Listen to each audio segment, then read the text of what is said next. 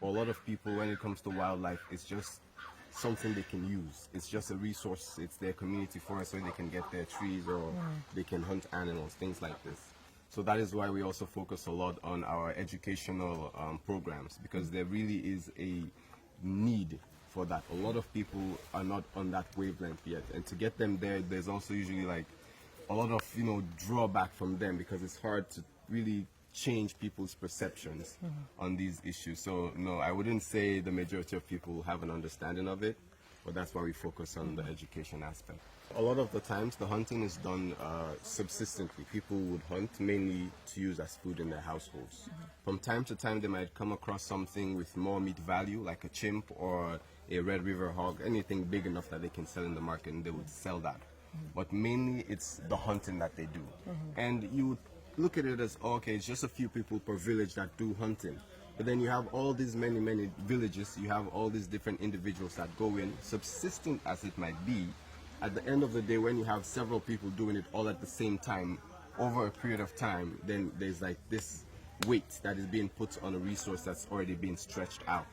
With a lot of these communities where we know for a fact they're doing a lot of hunting, we try to approach them with sustainable livelihood. This usually is in the form of agricultural tools provision, agricultural training, especially towards climate smart agriculture, providing them with livestock, things that they can also rear and not only sell but eat, just to dissuade them from that practice. Which is like Mr. Bala was saying, why pulling of funds can be so difficult in this period, because a lot of those activities were funded by some of these funds we got from international donors. So in the absence of that, I mean, we on the ground first of all have to run the sanctuary, but we also have to think of new ways to keep doing that, because like you just insinuated, if people don't have something else to hold on to, they will go into the forest, they will hunt the animals, they will do what they need to do to survive. But that's why we try to use sustainable livelihood approaches to at least not just educate them, but give them a starting point.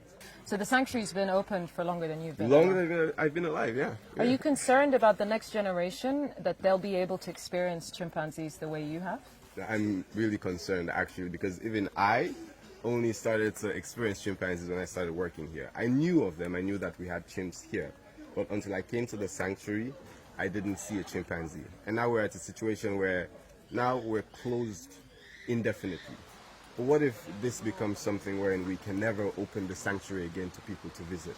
Then you have all these young Sierra Leoneans who have to live their lives not even ever understanding fully what the national animal is, not having the opportunity to experience it, because you can't just walk into the wild and see a chimp, So I worry, not even just for like the chimps. Some of the trees I see around, some of the huge trees, I think about a future where there are children that will not know what a fully grown cotton tree is, because we used to have way more of those in this country. There are places where I used to know of big trees that when I pass there now, they're gone. And it's just this open space. And I really worry that this might become more of a trend as we continue, especially if we're in a situation where we're not getting enough action from the agencies and institutions that are responsible for doing that.